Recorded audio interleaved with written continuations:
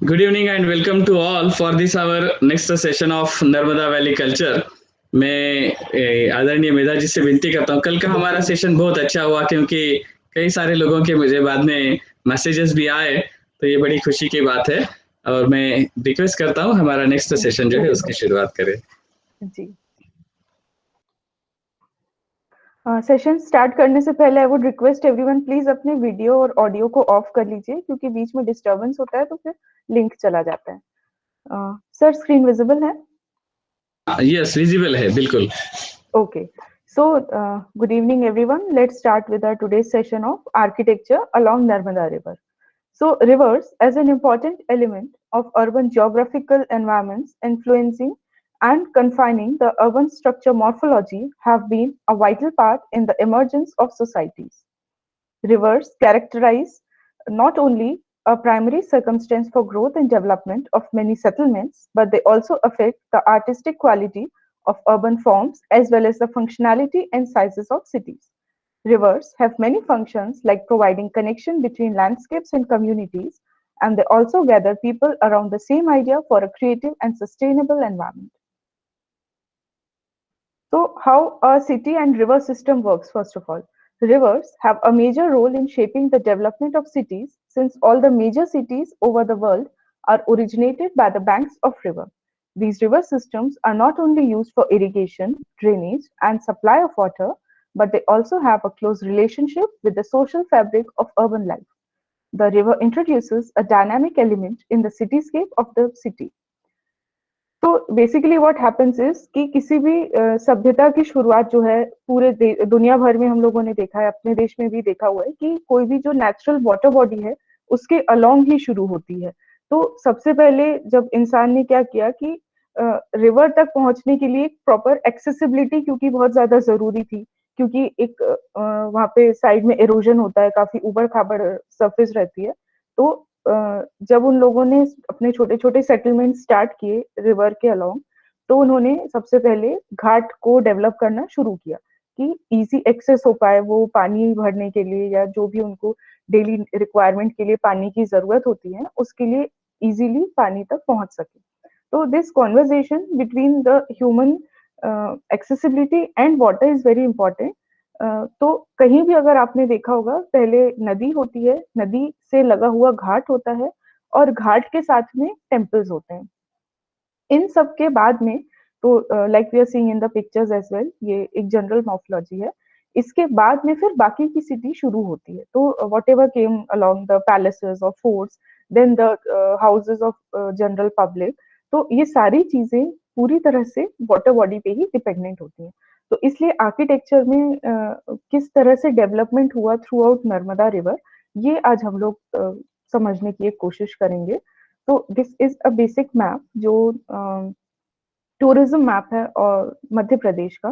So we have to start right from Amarkantak जहां से नर्मदा नदी का उद्गम होता है, and then we'll go up to Bhimbetka covering the Bharuch portion and Gujarat.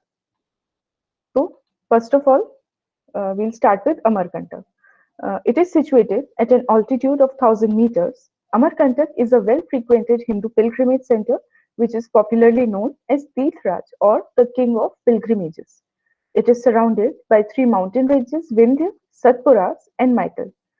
Bordered with lofty hills and dense forests, Amarkantak is very significant from ecological point of view. It is much sought after by the environmental enthusiasts and nature lovers. It also enjoys the reputation to have the origins of the two large rivers, Narmada and Son.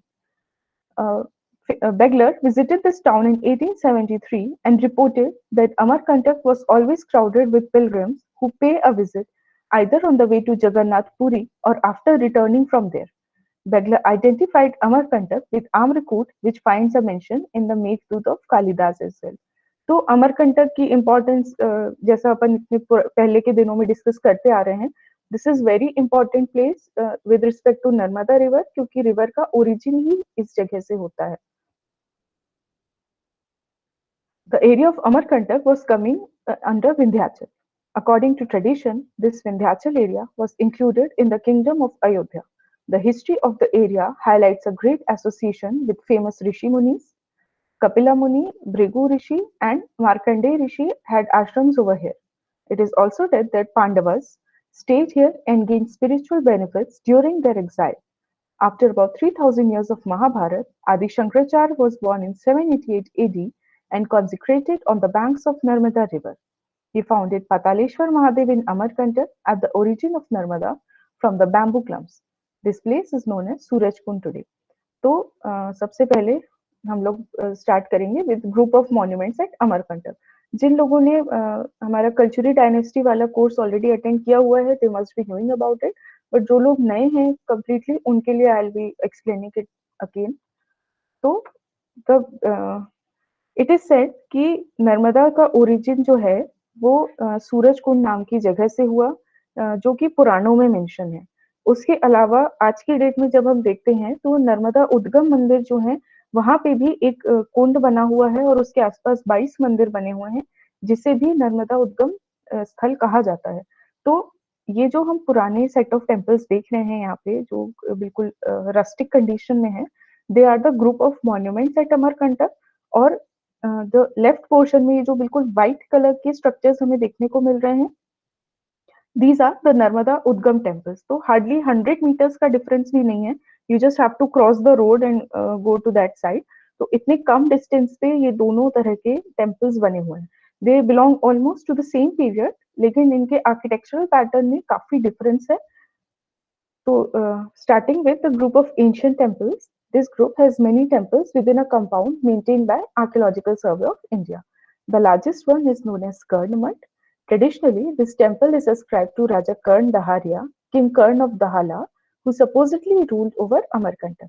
Begler reports that it is the oldest existing temple. However, it's deserted or neglected as not many pilgrims pay it a visit. तो basically इसकी typology इस तरह से है कि ये एक raised platform है. पूरे उस एरिया में ये थोड़ा हाईएस्ट पोर्शन है, इसको काफी ऊंचा प्लेटफॉर्म बना के ये नंबर 1, नंबर 2 और नंबर 3 तीन टेम्पल्स यहाँ पे इरेक्ट किए गए हैं. जो थर्ड टेम्पल है that was the most dilapidated one. बाकी दो की कंडीशन काफी हद तक अच्छी थी, लेकिन किसी भी टेम्पल में यहाँ पे मूर्तियां नहीं देखने को मिलती हैं. तो eight the time when Beglar visited and even Cunningham visited, तो उनके किसी भी रिपोर्ट में मूर्तियों का डिस्क्रिप्शन नहीं किया गया है. That's why this whole complex is not recognized as a temple complex, rather they call it as a group of monuments. क्योंकि ये monuments हैं, इनमें क्योंकि मूर्तियां नहीं है, इस वजह से अब ये टेम्पल के जो फंक्शन है उसको फुलफिल नहीं करते हैं. So this is the plan. If you will see temple number 1, 2 and 3, तो almost they are same in size. थोड़ा थोड़ा वेरिएशन है बस इनके आर्किटेक्चरल पैटर्न में, जस्ट वेरी माइन्यूट. सिर्फ जो कार्विंग्स हैं, जो डेकोरेटिव एलिमेंट्स हैं, उनमें थोड़ा थोड़ा डिफरेंस है. ये दोनों टेम्पल को जब रेस्टोर किया गया तो ऑलमोस्ट सारे जितने भी मिसिंग पीसेस थे वो मिल गए आसपास ही और उनको कंस्ट्रक्ट कर लिया गया. लेकिन ये जो थर्ड टेम्पल है इसके पीसेस मोस्टली तो मिले नहीं, और जो मिले भी थे वो इतनी ज्यादा खराब कंडीशन में थे कि फिर उनको रिकंस्ट्रक्ट करने का स्कोप नहीं बच रहा था, इसलिए इस टेम्पल को इसी तरह से रेस्टोर करके छोड़ दिया गया. The second temple in this temple complex is the Machendranath temple. It is a fine temple which consists of mandap and sanctum. The mandap is supported on pillars and is covered with lateral slabs on either side, which does not reach till the ceiling, hence provide an opening for light to come in. The roof of the mandap is damaged now. There is an image of Ganesha on the sanctum door lintel. A shivling is placed inside the sanctum. The curvilinear tower of the temple is constructed in the typical Nagara style with Orisen traces. The shikhar is topped with two amlakars, which are further topped by a kalash or chudamani. The pointed gable roof of the antaral is topped with a lion placed in front over the transept above the sanctum door. तो ये temples जो हैं, Machhindranath temple जो है, इसके बाद भी कुछ और जो 2-3 टेम्पल्स हम देखेंगे, these are combination of Nagara style architecture and with some traces of Orisen architecture. तो जो शिखर है वो प्रॉपर नागरा स्टाइल में है, लेकिन जो मंडप है वो उसमें सिर्फ लिंटल डला हुआ है, उसके ऊपर उन्होंने कोई शिखर नहीं क्रिएट किया है, और ऐसे साइड में ओपन स्पेसेस उन्होंने छोड़ी हुई हैं ताकि लाइट और वेंटिलेशन वहां पे होता रहे. मूर्तियां तो जैसे कि बताया कि मोस्टली चोरी हो गई थी या गायब हो गई थी यहाँ से।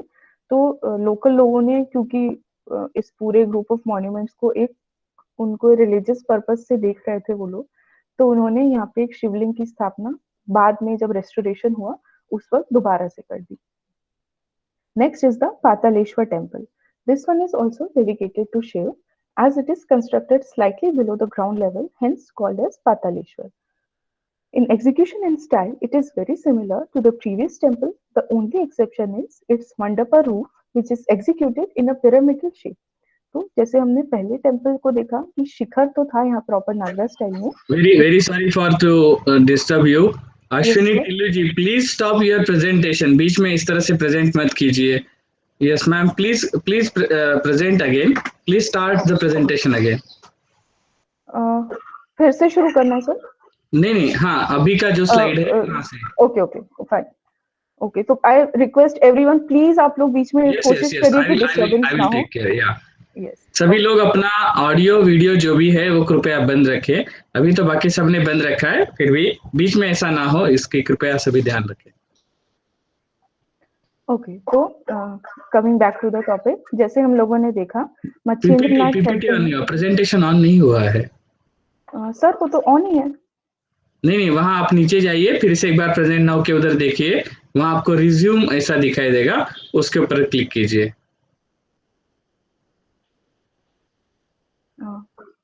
हाँ, नाउ ओके।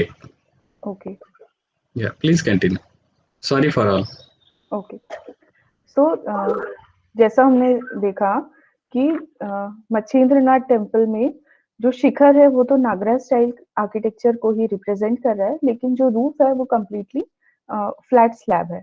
लेकिन सिमिलरली जो पातालेश्वर टेम्पल है उसमें भी बाकी ऑलमोस्ट सब कुछ सेम है, आर्किटेक्चरल स्टाइल सेम है, शिखर सेम है, लेकिन सिर्फ मंडप के ऊपर इसमें एक पिरामिडल स्टाइल का शिखर बनाया गया है, तो which also represented Orissan style of architecture. तो ऐसा कहा जाता है कि शंकराचार्य ने ही इस मंदिर की स्थापना की थी। बाद में जब कलचुरी राजाओं ने इस पूरे टेम्पल कॉम्प्लेक्स को बनवाया, तब उन्होंने इसका रेस्टोरेशन किया। Next is the Vishnu temple, which is referred as Keshav Narayan temple by Banerjee. It is constructed in a unique style consisting of two garbhagriha situated perpendicularly and connected via single mandap. तो इस मंदिर की खास बात यह है कि यहाँ पे दो शिखर हमें देखने को मिलते हैं और एक कॉमन मंडप से जुड़े हुए हैं। तो यहाँ से एंट्रेंस है, एक सिंगल एंट्रेंस है, और लेफ्ट साइड पे भी एक पूरी मूर्ति है, पूरा वहाँ पे गर्भगृह है, और राइट साइड में भी पूरा वहाँ पे सेटअप बनाया हुआ है। So the hall is of same style as of the previous two temples. The temple is also constructed in the Nayagara style. Images on the lintel centers are much worn out. The sanctums are now empty, but Banerjee visited this place. He reported two images, one in each shrine. तो बैनर्जी ने जब early 1900s में visit किया था इस temple को, तो उस टाइम पे ही रिपोर्टेड कि यहाँ दोनों में मूर्तियां होती थी, लेकिन फिर बाद में उन मूर्तियों को भी लोगों ने निकाल के मिसप्लेस कर दिया यहाँ से।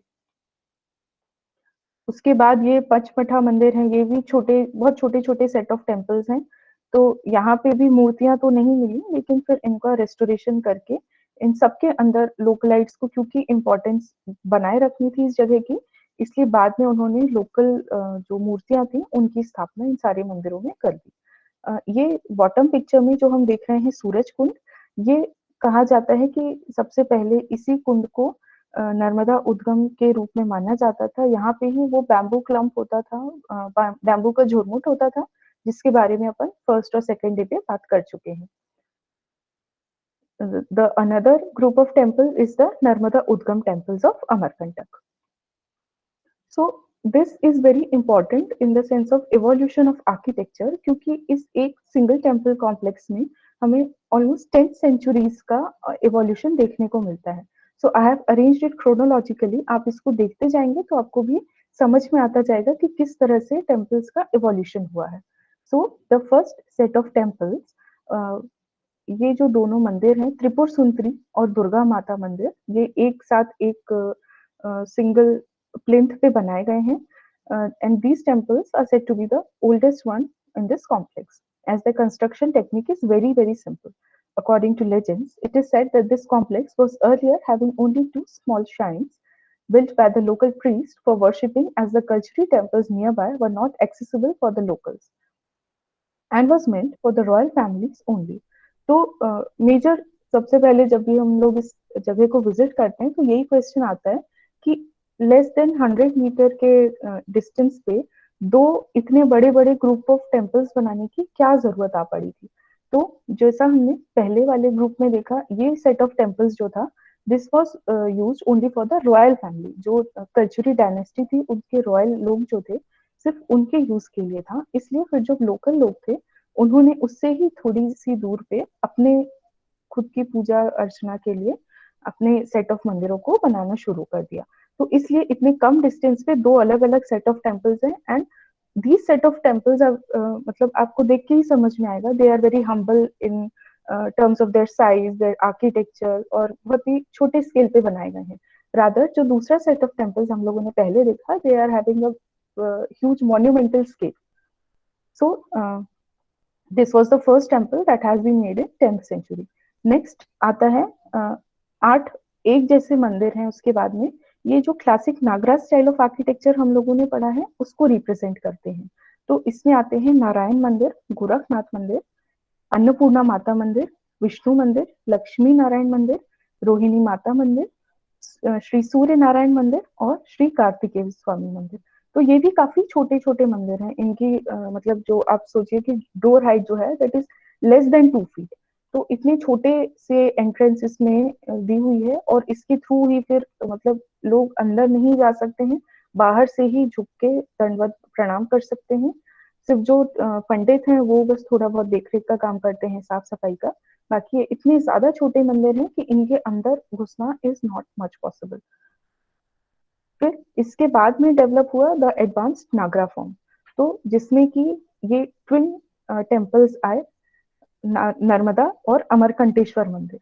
तो ये एक कॉमन मंडप से ये भी जुड़े हुए हैं। एक तरफ नर्मदा माँ का मंदिर है, एक तरफ अमरकंटेश्वर, क्योंकि मतलब कहा जाता है अमरकंटक में ही जन्मी नर्मदा, इसलिए इन दोनों मंदिरों को एक साथ एक ही मंडप से ज्वाइन करके रखा हुआ है। फिर श्री रेवा नायक मंदिर, तो जैसे आपको कहानी सुनाई थी कल भी परसों भी, कि रेवा नायक एक बंजारे थे जिनके सपने में नर्मदा जी आई थी और उनको ये इंफॉर्मेशन दी थी कि इस जगह पे नदी का उद्गम होता है, तो यहाँ पे कुंड का निर्माण करवाना है। तो उनके नाम से भी ये एक छोटा सा मंदिर बना हुआ है। फिर है श्री दशावतार मंदिर, ये इस पूरे कॉम्प्लेक्स का सबसे छोटा मंदिर है। तो बाकी भी जो देखे हमने वो काफी छोटे छोटे मंदिर हैं। This temple is rather large, लेकिन जो दश अवतार मंदिर है वो सबसे छोटा मंदिर है इस पूरे कॉम्प्लेक्स का। देन के द 18th सेंचुरी आर्किटेक्चर, जब अहिल्याबाई होलकर ने जिस वक्त वो सारे मंदिरों का रेस्टोरेशन करवा रही थी 18th सेंचुरी में, उसी समय उन्होंने इन सारे मंदिरों का भी जीर्णोद्धार कराया।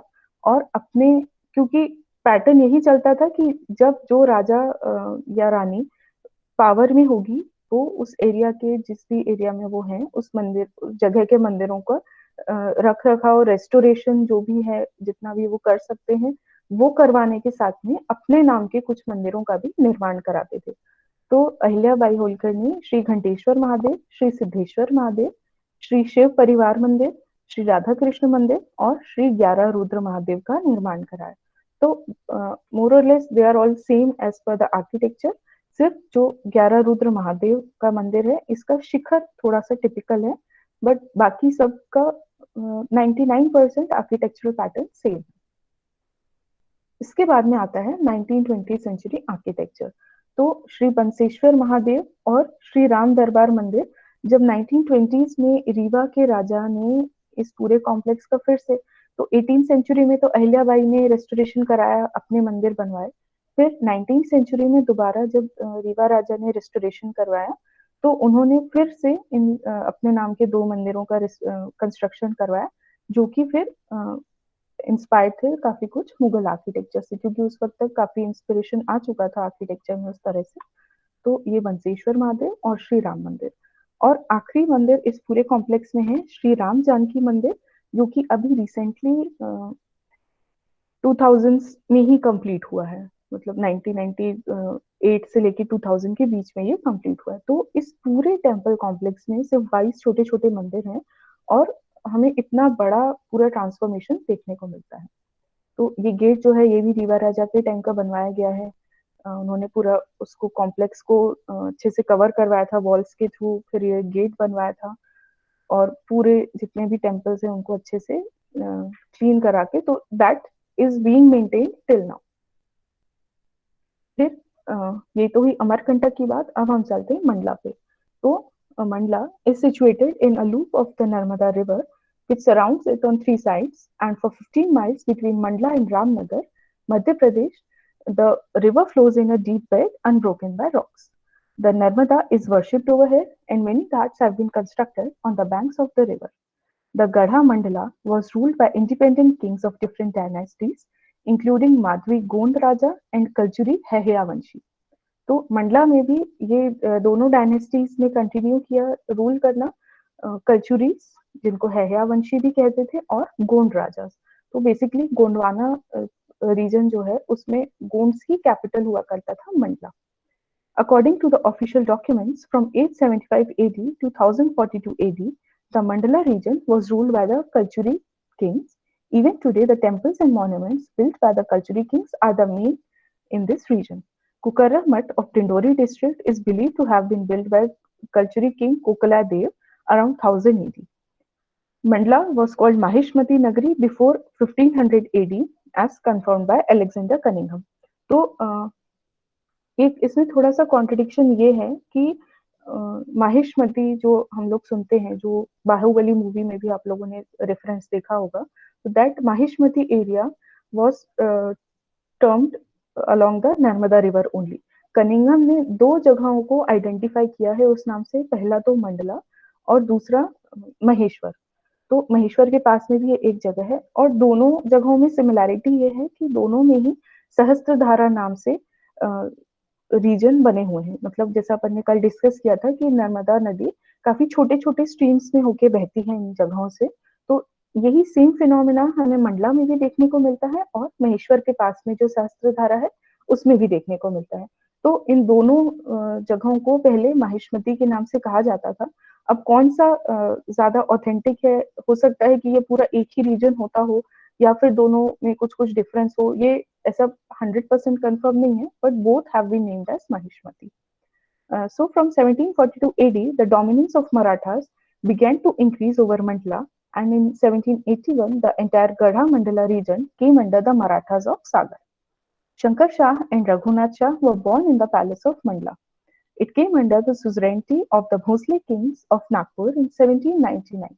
In 1818, the British took over the fort of Mandla, which remained under British till 1947. So, this is the location of Mandla in the map of Madhya Pradesh. Firstly, we'll come to the Moti Mahal Fort. Moti Mahal Fort is located in Ramnagar district of Mandla. Moti Mahal was built in 1677 by the Gond ruler Hriday Shah on the banks of the holy Narmada river facing north. Moti Mahal is rectangular in shape, which is 64.5 meters long and 61 meters wide. There is a huge courtyard inside the palace, and in the center there is a huge reservoir or kund. There is a big gate in front of the palace, and it is a three-storied structure along with basement. There are many small rooms on each floor, in which the outer rooms are bigger and the inner rooms are smaller in size. The king's room is said to be at the center of these smaller set of rooms. It is believed that at the time of construction, the palace was an altitude of 80 feet from the Narmada river. There is also an inscription on wall of the courtyard in which the founder of the Gond dynasty, Yadurai, also known as Jadurai. Genealogy is also given. The date of construction as per Vikram Samvat was 1677 AD is written in this inscription. The construction of the palace was done with lime, mortar, jaggery and gum of bilk fruit. Moti Mahal also has some tunnels that are believed to open in Madan Mahal Fort of Jabalpur and the Fort of Mandla. Moti Mahal is an invaluable asset of the power and grand tradition of the Gond kings. It has been declared a protected monument in 1984 by the Madhya Pradesh government. So this is the fort that is known as Moti Mahal Fort. It is said that King Hriday Shah was adept at Tantra Vidya also. So वहाँ के local लोगों का मानना है कि हृदय शाह क्योंकि तंत्र विद्या में काफी ज्यादा पारंगत थे, इसलिए उन्होंने इस पूरे फोर्ट को 2.5 दिन में पूरा कंस्ट्रक्ट कर लिया अपनी तंत्र विद्या के द्वारा। और जितने भी स्टोन्स यूज हुए हैं इस पैलेस को बनाने के लिए, वो आसपास के जो एक्सकवेशन हुआ है रामनगर में, वहां से उन्होंने अपनी विद्या के थ्रू ही उनको बुलवाया और 2.5 दिन में इस पूरे फोर्ट को कंप्लीट किया। और ऐसा कहा जाता है इतना ज्यादा रिच था ये रीजन कि बाद में भी जब काफी टाइम तक एक्सकवेशन होते रहे during the restoration of these monuments, तो उस समय तक भी लोगों को काफी सारा गोल्ड मिलता चला गया। तो अब तो काफी खराब कंडीशन है इस पैलेस की। I've heard a lot of stories related to this palace as my grandmother belongs to the same region called Mandla, and she keeps on telling the stories of this fort and how there were so many excavations जहाँ पे gold coins और काफी सारे इस तरह के antiquities मिले थे, जो सुरंगें थी जो नर्मदा के नीचे से होके जाती थी और जबलपुर का जो मदन महल किला है वहां तक मिलती थी। तो there are a lot of stories associated, लेकिन क्योंकि कोई रिकॉर्ड्स अब अवेलेबल नहीं है इसलिए अब बहुत ज्यादा हम लोगों के पास में डिटेल्स इसके बारे में नहीं है।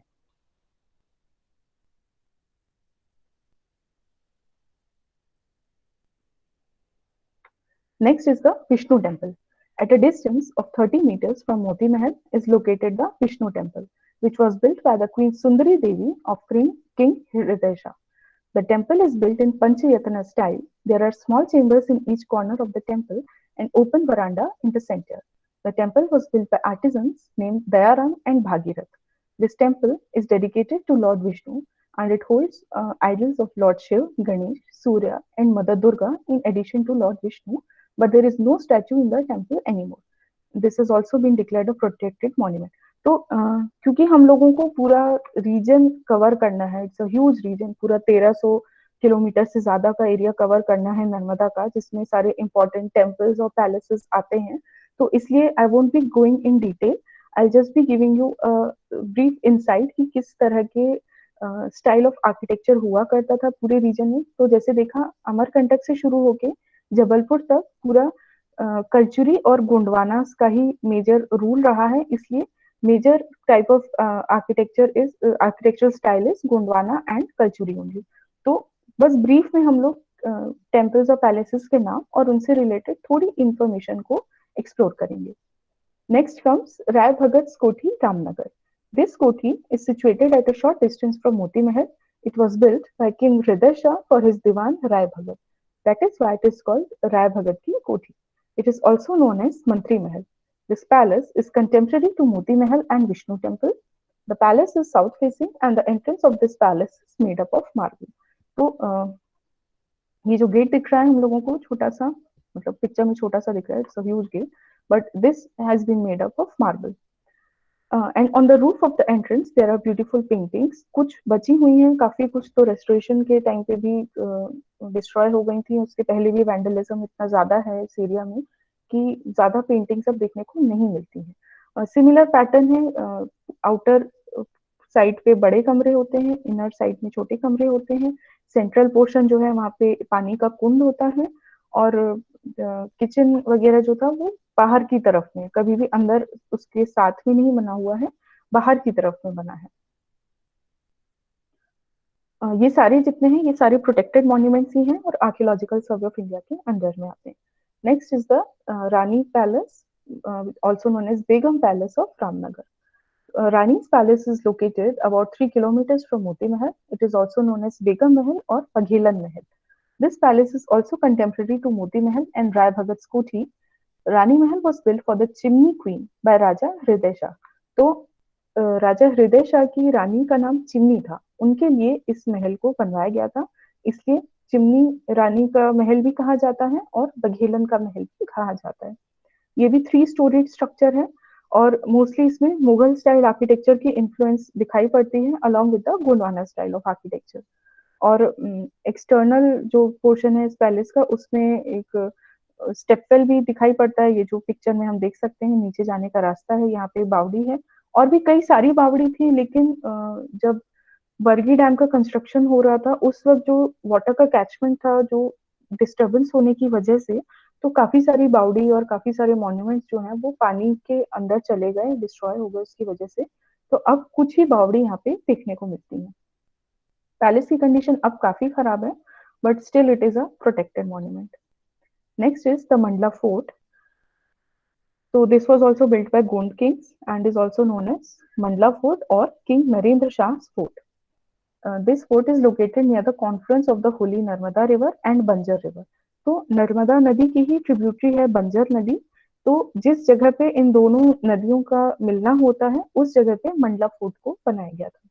The unfathomable watershed of Ma Narmada provides protection to this fort from three directions, and a deep ditch was dug in the fourth direction of the fort, whose two ends were found in the Narmada River, in which the water of Narmada always flowed. It is said that dangerous crocodiles were kept in this trench or moat so that the enemy could not cross this trench. At the present time, the trench has turned into a drain and people have encroached on most of the fort. There were a total of 11 small and large bastions in the fort of Mandla, most of which have been destroyed.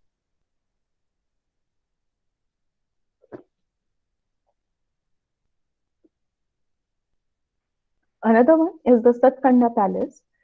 It is named so क्योंकि कहा जाता है एक समय में यहाँ पे 7 मंजिलें होती थी, 7 स्टोरीज वर देयर। अब जो प्रेजेंट कंडीशन है उसमें तो हमें सिर्फ 3 स्टोरीज ही देखने को मिलती हैं, but this name has been given due to the 7 stories only.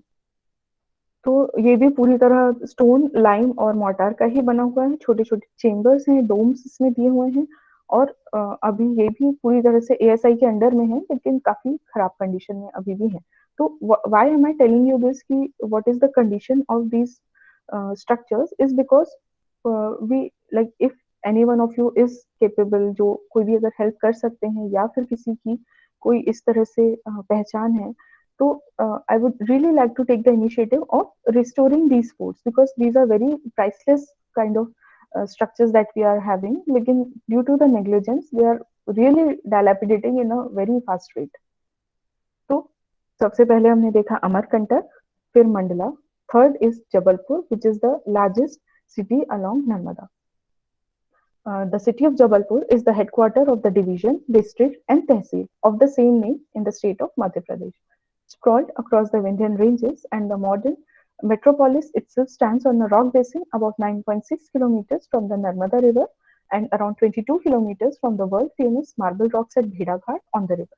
It is certainly set in a most attractive stretch of the country, and Jabalpur has a really glorious past that is witnessed by the rich archaeological heritage available within its territorial jurisdiction and the environments.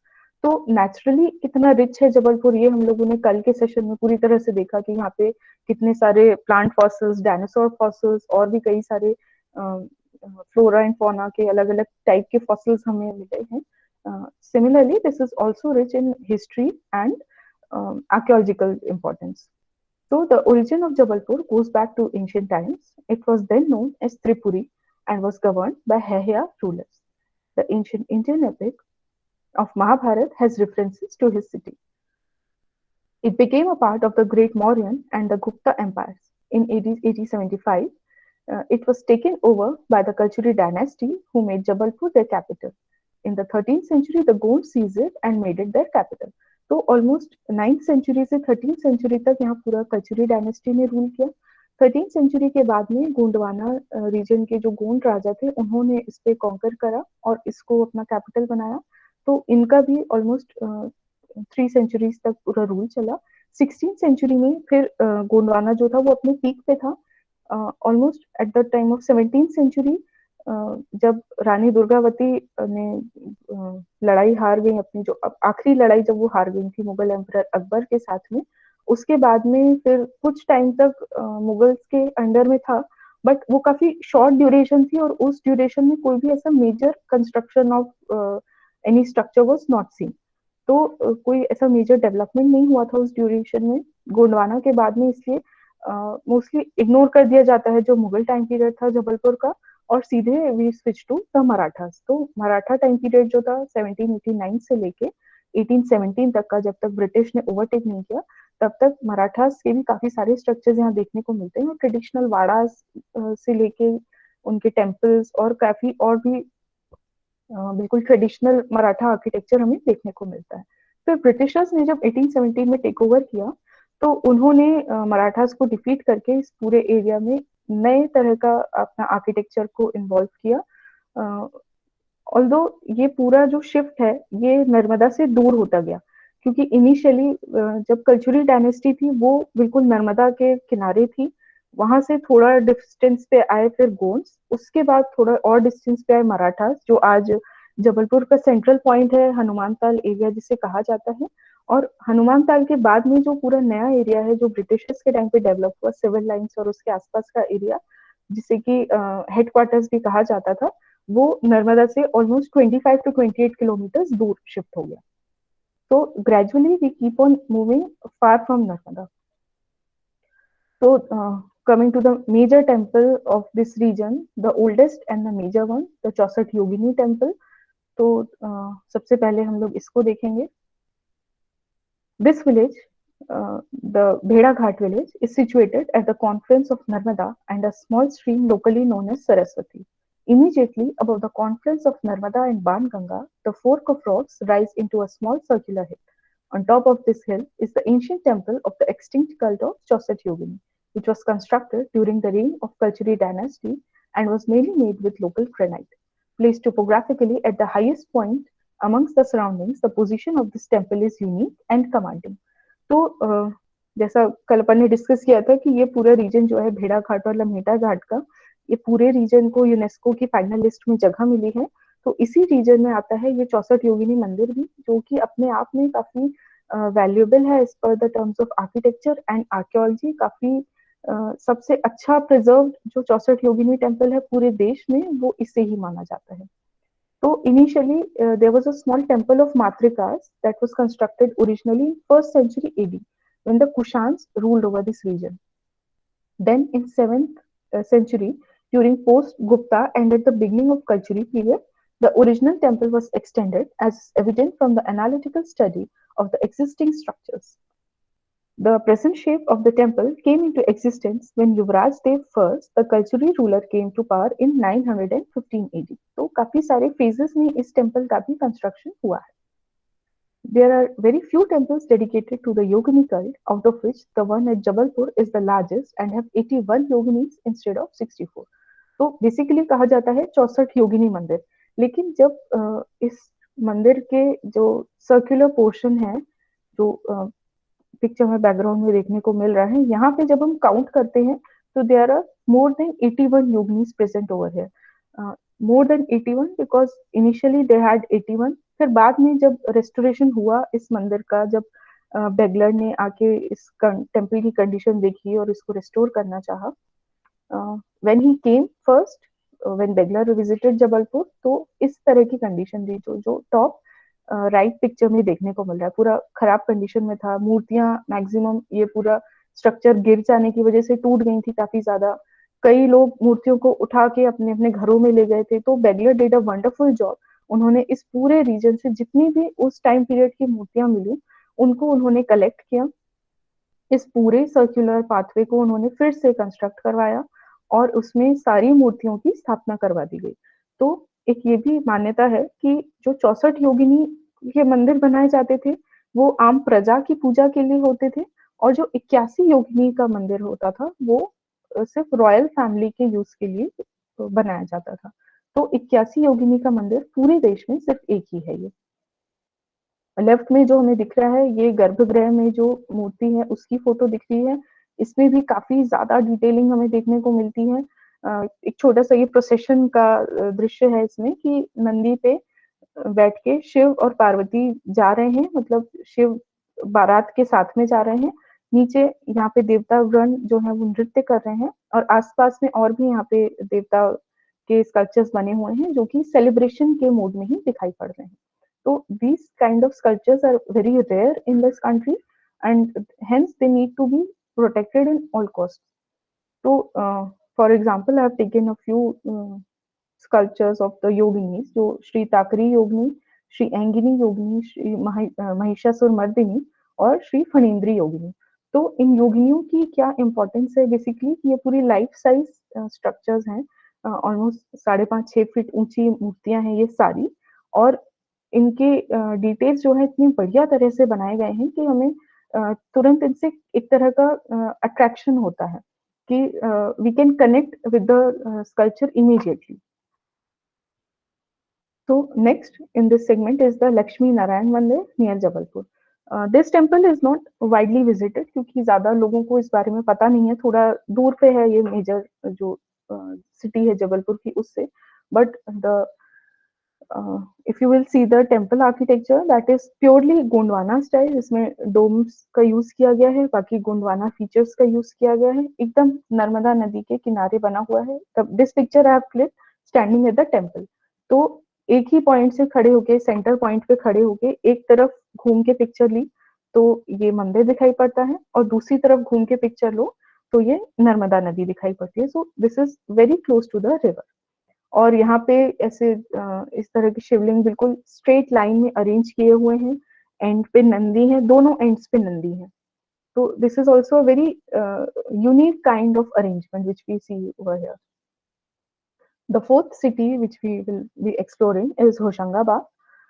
Hoshangabad derived its name from Sultan Hushang Shah Gori.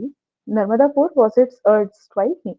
There is no proper account of ancient history of Hoshangabad district. Its name appeared first in the historical records during the reign of Sultan Hoshang Shah Gori at 1405 AD, who built a small fort at Hoshangabad along with two others at Handia and Joga. तो होशंग शाह के पहले के records में ज्यादा कुछ नहीं मिलता है इसकी एंशिएंट हिस्ट्री में. मतलब एक तरह से पूरा ब्लैंक ही है उस टाइम का पीरियड जो है.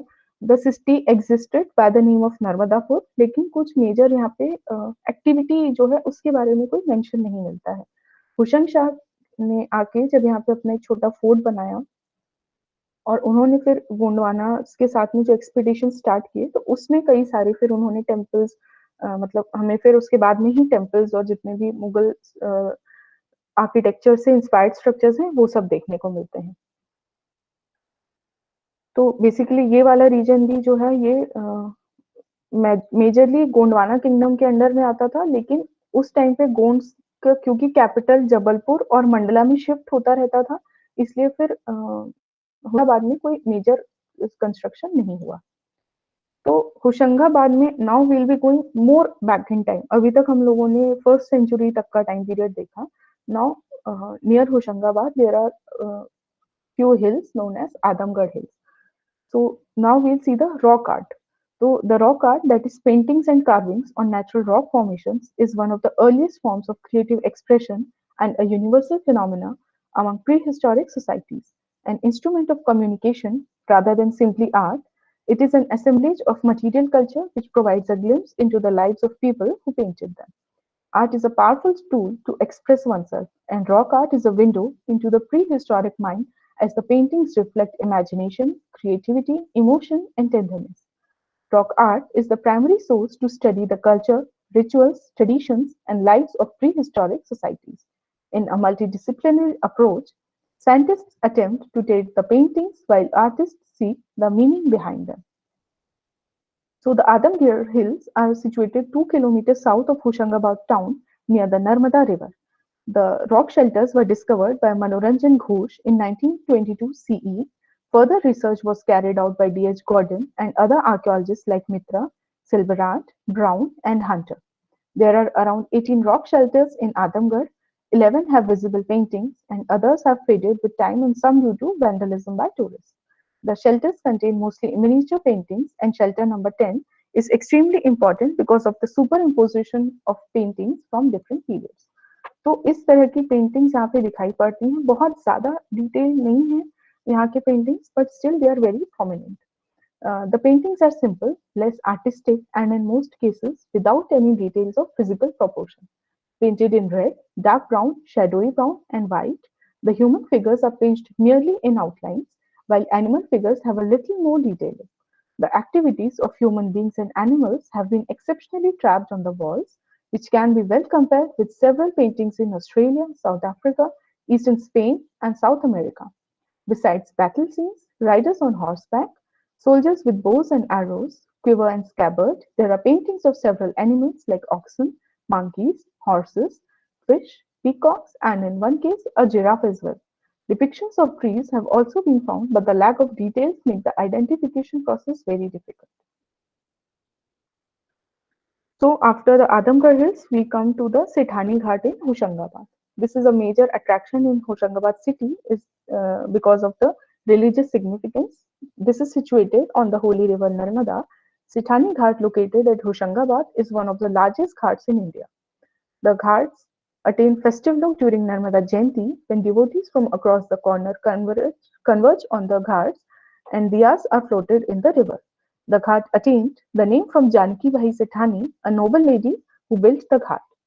A big fair also held near Sethani Ghat in Hoshangabad on Narmada Jayanti.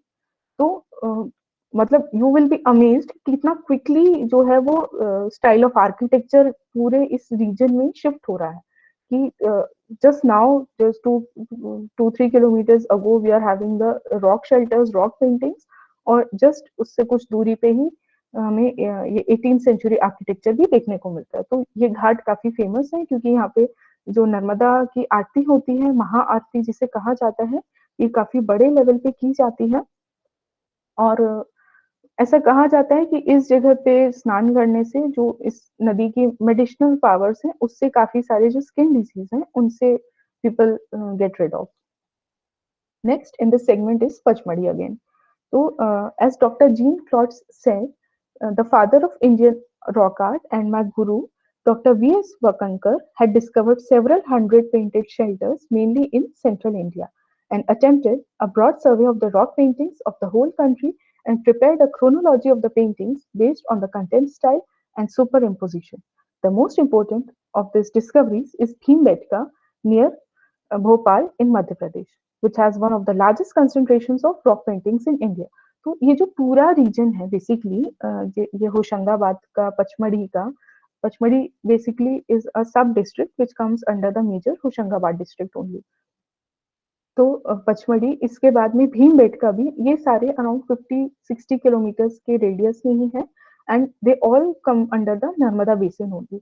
और इस जगह पे सबसे ज्यादा पूरे देश में हमें रॉक पेंटिंग्स, रॉक आर्ट और रॉक स्ट्रक्चर्स देखने को मिलते हैं. Central India is the richest zone of prehistoric rock art in India.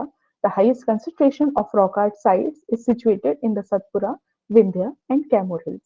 These hills are formed of sandstones which weather relatively faster to form rock shelters and caves. They are located in the dense forests and were ecologically ideal for occupation by primitives. They were used for habitation in the Stone Age and even in the later periods. Inside the caves, on the walls and ceilings, artists painted their favorite animals or human forms, symbols, daily life hunting and fighting. So basically Pachmadi is known as the queen of Satpura ranges क्योंकि this is the only highest point of Madhya Pradesh area और इसको जब Satpura tiger reserve और Pachmarhi biosphere reserve होने का गौरव मिला है. Once the land of Gond tribe under the kingdom of the Gond king Bhavut Singh, the quiet cantonment area was discovered by Captain James Forsyth of the Bengal Lancers of the British Army in 1857. He turned this place into a sanatorium for British troops. It is said that Captain James accidentally reached here in search of Tatya Tope during the first freedom fight of India in 1857. So, Pachmadi is also known as the hill station of Madhya Pradesh. तो यहाँ पे majorly हमें Gondwana style architecture तो देखने को मिलता ही है, उसके साथ में ब्रिटिश स्टाइल आर्किटेक्चर भी काफी कुछ देखने को मिलता है. So besides its beautiful waterfalls and rich biodiversity, this place also catches the fancy of the tourists for its British bungalows, buildings, and especially churches from the colonial period. Pachmadi is quite a treasure trove in itself, which was discovered by a British officer, James Forsyth. The influence of British architecture in Pachmadi can be seen in one of the beautiful churches that is known as the Christ Church. This certainly adds charm to the beauty of this hill station in Madhya Pradesh. The church has a hemispherical dome at the top and glass panes at the church have been imported from England.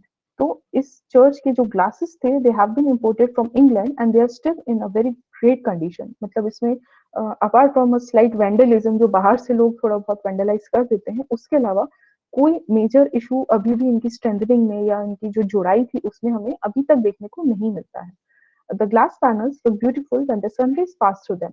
The nave of the church does not even have a single pillar to support the structure. ये पूरा structure जो है, this is all walls and ceiling. इसमें एक भी pillar आपको देखने को नहीं मिलेगा. The chimes from the church can be heard until a long distance.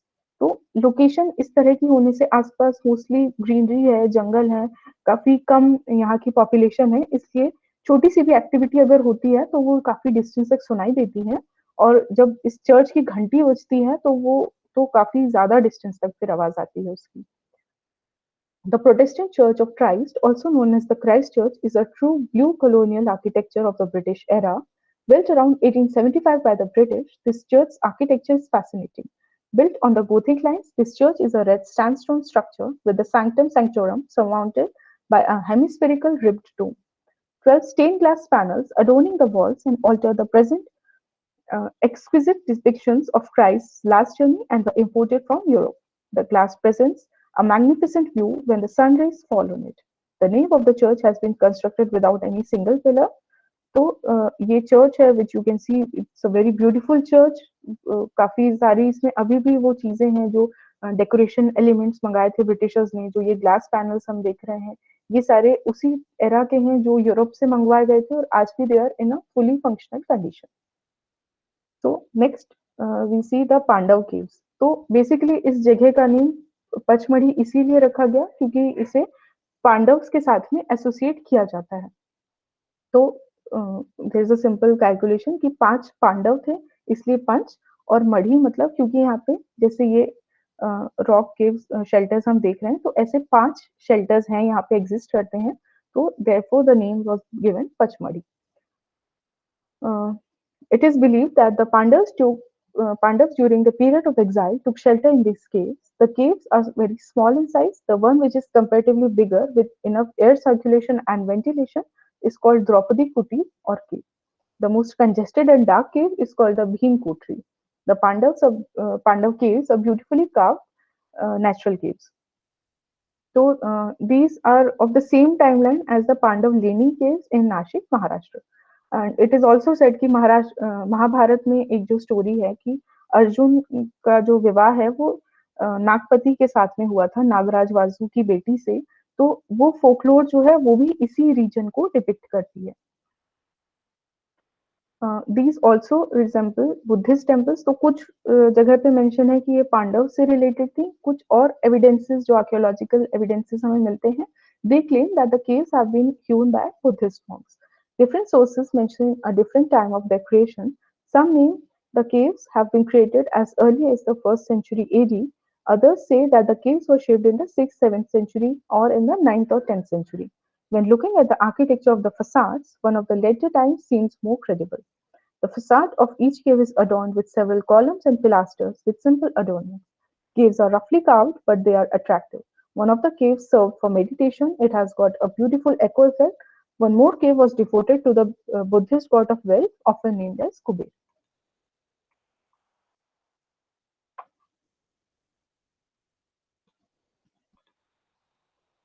Then coming to the Satpura National Park, क्योंकि ये डॉक्टर सालेम अली ने ही इस नेशनल पार्क को डिस्कवर किया था, और फिर as we all know he was a famous bird watcher जिन्होंने गोवा का भी सालेम अली पार्क का डिस्कवरी की थी. So this national park is by far connected with Buri Sanctuary, and it was further added to the project for the Taggart Reserve, and thereby it got the name as the Buri Satpura National Park. This particular place is also added to the UNESCO World Heritage Site list recently.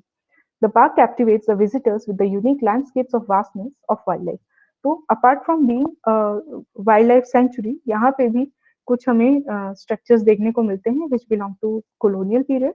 The one on right is like belonging to the Kalchuri period, and the bottom picture which we can see is the scenic beauty. So ये पूरा region is extremely rich in all types of heritage. Pachmadi was also the summer capital of Madhya Pradesh till 1967, and the Raj Bhavan was for the stay of governor. The campus also houses quarters for the secretary, ADC, and other staff. This was built during the British Raj. During her tenure as the Madhya Pradesh governor, Mrs. Anandiben Patel opened the Raj Bhavan to commoners. तो ये एक बहुत सुंदर सा bungalow है जो जिसको राज भवन के नाम से जानते हैं.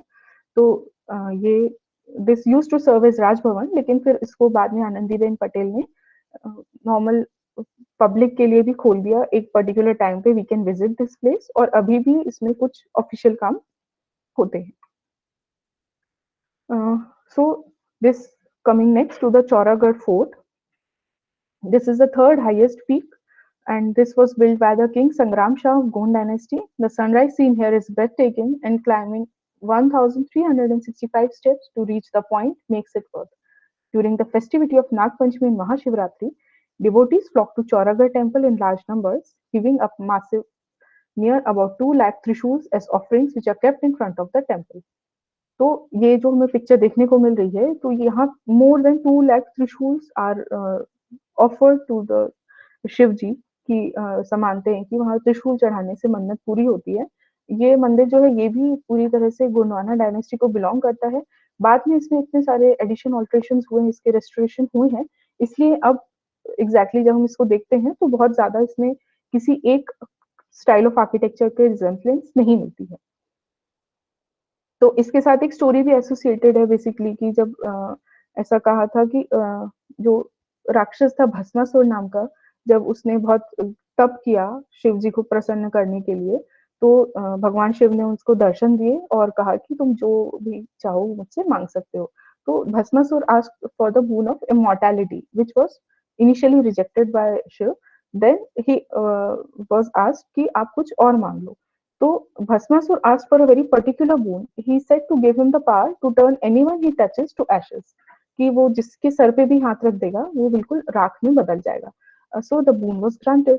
However, what the Lord didn't realize was that Bhasmasur wanted to touch Lord and kill him to become the king of destroyers himself. तो जैसे ही शिव जी को ये रियलाइज हुआ, वो भस्मासुर से भागने लगे कि वो उन पे हाथ ना रख पाए. तो ऐसा लोकल स्टोरीज में बताया जाता है, कुछ पुराणों में भी मेंशन है कि वो भागते भागते ये चौरागढ़ नाम की जो जगह है यहाँ पर पहुंचे, उससे भागते हुए और यहाँ पे छुपने के लिए आए. तो भगवान विष्णु फिर मोहिनी जो काफी सुंदर अप्सरा कही जाती थी, उनका अवतार लेके भस्मासुर को डिस्ट्रैक्ट करने के लिए आए, और फिर उनको somehow डिस्ट्रैक्ट करके they made him to touch his own act and he himself turned into ashes. So this is also a story which is associated with this temple.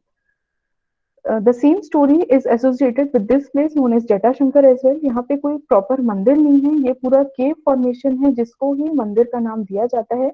एक यहाँ पे ठंडे पानी का कुंड है, एक यहाँ पे गर्म पानी का कुंड है, और कहा जाता है कि फिर भागते भागते जब शिव जी इस एरिया में आए थे यहाँ छुपने के लिए, तो यहाँ पे क्योंकि जो स्टैलेक्टाइट्स होते हैं, स्टैलेग्माइट्स की वजह से बिल्कुल ऐसे जो शिव जी की जटाएं होती हैं उस तरह का डिजाइन या एंग्रेविंग हमें देखने को मिलती है इन पत्थरों पे, इसलिए इस जगह को जटाशंकर के नाम से फेमस माना जाता है.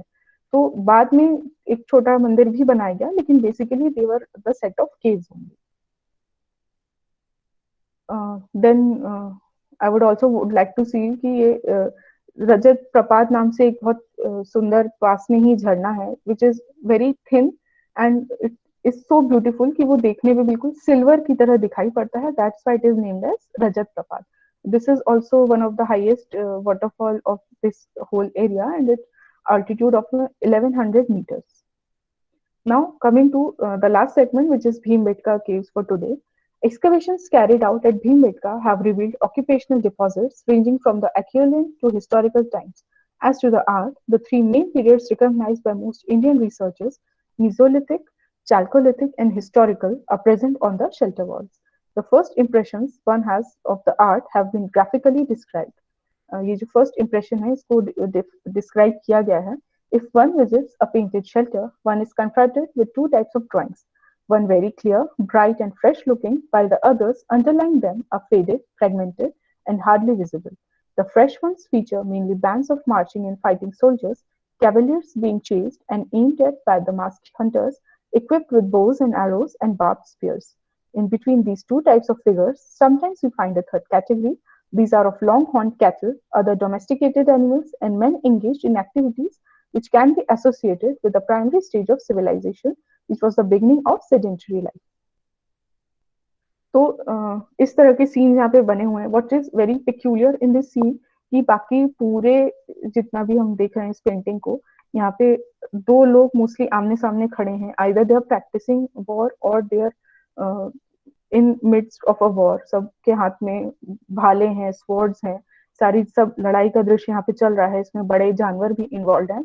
And on the bottom left you will see there is a man जो अपने डॉग को वॉक पे लेके जा रहा है very happily.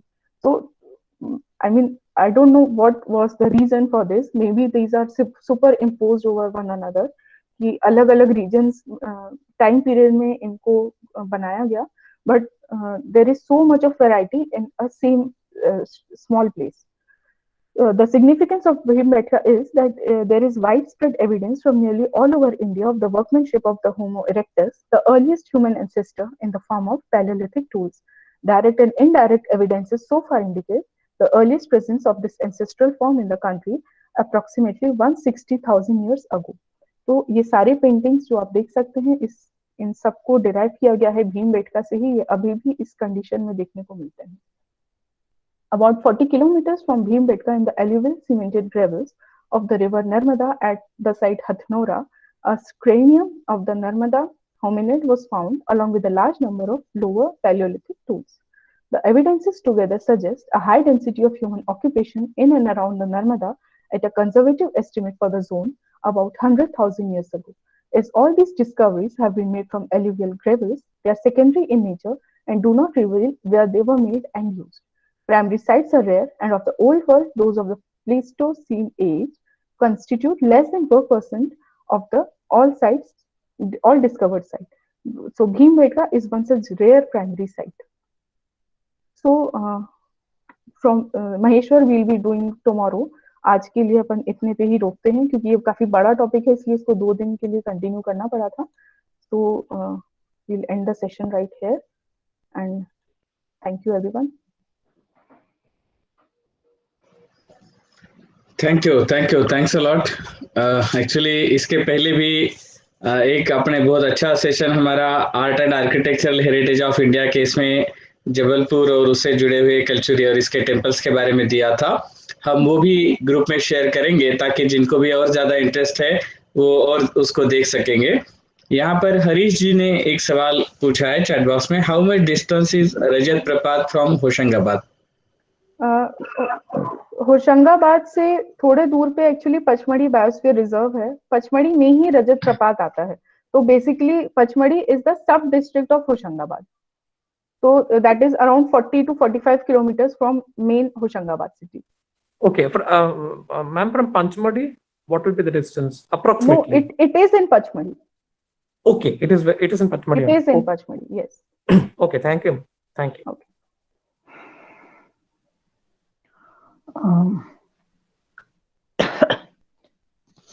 Hello. Yes, Varshali ma'am. Yeah. This Panchmadi, are there any rock shelters and rock art present? Yes, it is still present. बहुत कम quantity में बचा है, क्योंकि वैंडलिज्म होने की वजह से काफी कुछ तो डिस्ट्रॉय हो चुका है, but still some of it is present over there. Okay. And these Amarkantak temples, are they so tiny? What could be the reason that they made so tiny?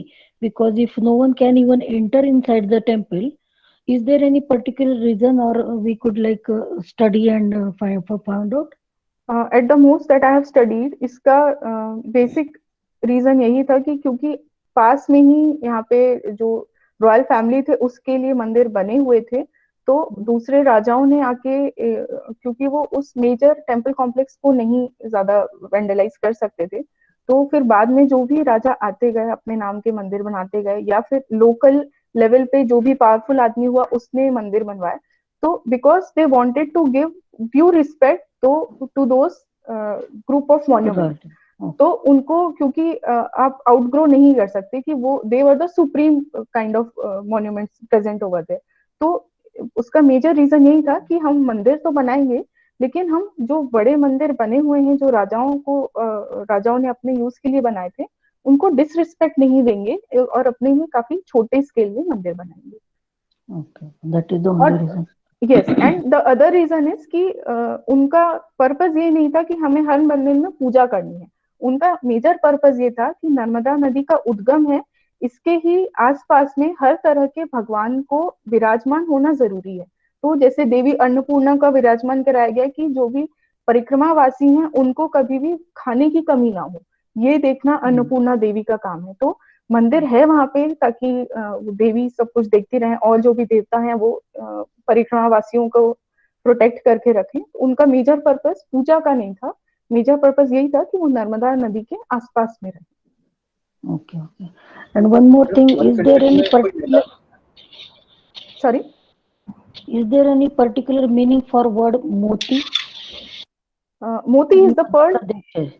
No, Pearl. because now we saw the Moti Mahal. Then Yes. in Bhopal you have Moti Masjid even. Yes, So I yes. thought if any special meaning or something, I don't know. No, that was basically the reason कि Perl को उस time पे काफी precious माना जाता था, वो इतना इजीली अवेलेबल नहीं था। तो गोल्ड और silver was comparatively easily available, तो इसलिए मोती रख दिया जाता था कि this is the rarest of rare structure which are being made. Okay. Thank you so much, ma'am. Most welcome. Here in our chat box, another 2 questions by Aparna Mishra ji. Ashok Bhargava ji, you want to ask something? आपकी आवाज sir आप ठीक please नहीं। Text कर दीजिए इसमें chat box में, आवाज क्लियर नहीं आ रही है।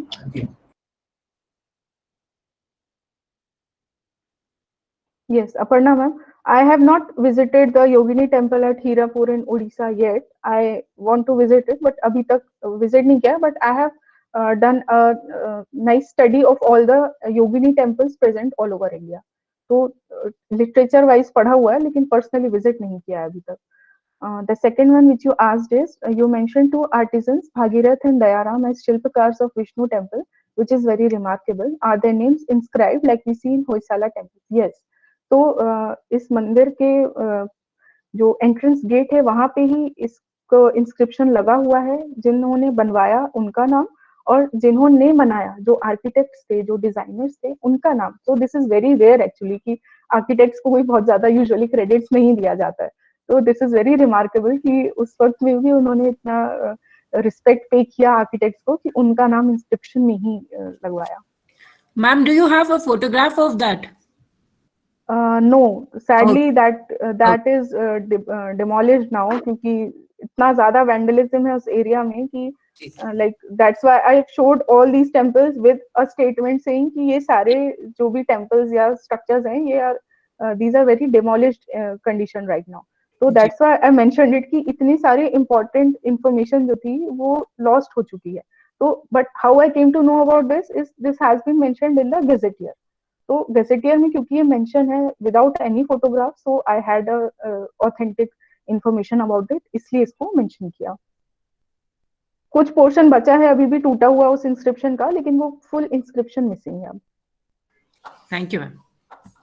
How many yoginis are there now? 81 we can see, more than 81 because आसपास का जो एरिया था 64 योगिनी का, वहां से भी बेगलर ने डिराइव किए थे मूर्तियां उस टाइम पीरियड की, जो भी उनको सिमिलर मिली उससे रिलेटेड।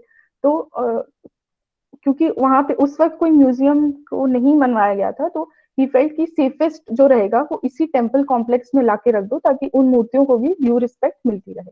तो बाकी जो मूर्तियां डिराइव हुई उनको भी वहां रख दिया। तो right now there are around 88 और 89 sculptures present over there. all are intact? Almost, मतलब एटलीस्ट इतना है कि आइडेंटिफाई करने की कंडीशन में है, पूरी तरह डिमोलिश्ड भी नहीं है और बहुत अच्छी कंडीशन में सब कोई नहीं है, लेकिन एटलीस्ट वी कैन आइडेंटिफाई, थोड़ी बहुत आइकॉनोग्राफी समझी जा सकती है। Thank you so much. Okay, Ashok Bhargava sir, about a annual fair held at Amarkantak. तो this fair is basically held on Narmada Jayanti. तो नर्मदा जयंती होती है मोस्टली जनवरी एंड या फरवरी फर्स्ट वीक में। तो इस टाइम पे ही, नर्मदा जयंती के टाइम पे ही पूरा मेला लगता है। कुछ 5-6 साल पहले तक ये काफी it was very simple kind of fair कि सिर्फ जो लोग एक्चुअल में इसको मानते थे वो आते थे, पूजा करते थे, और जितना ज्यादा से ज्यादा हो सकता था दे यूज्ड टू प्लेज कि हमें नदी को और उसके आसपास के एरिया को क्लीन रखना है। लेकिन अब 4-5 साल से इसको कमर्शियलाइज कर दिया गया है कि प्रॉपर नर्मदा जयंती मनाई जाती है इस पूरे रीजन में, इवन अमरकंटक, जबलपुर, होशंगाबाद। तो अब आप लोगों को टीवी में भी देखने को मिलती होगी कि काफी बड़े स्केल पे इसको करा जा रहा है, but that is doing the adverse effect on the environment. उस वजह से अब इन 4-5 सालों से जब से कमर्शियलाइज हुआ है, तब से ही नर्मदा अपने उद्गम से ही मतलब ऑलमोस्ट सूखने सी लग गई है, क्योंकि वहां पे इतना ज्यादा ट्रैफिक बढ़ गया है। तो गर्मी के टाइम पे होता है कि it's just a thin stream, तो उसके मतलब किसी भी स्पेस को एडवर्टाइज करने का एक लिमिट होनी चाहिए कि हमें उससे ज्यादा उसमें नहीं बढ़ना है आगे।